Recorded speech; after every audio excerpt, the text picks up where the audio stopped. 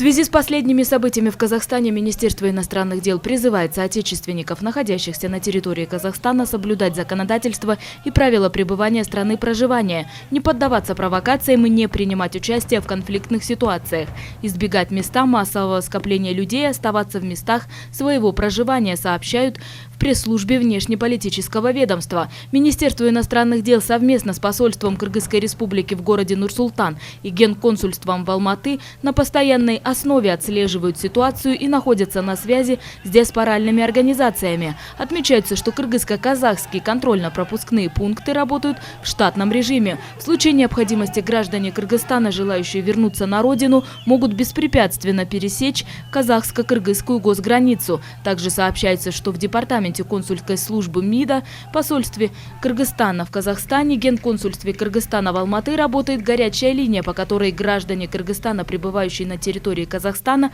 могут обратиться по всем интересующим вопросам консульско-правового характера. Номера вы видите на своих экранах.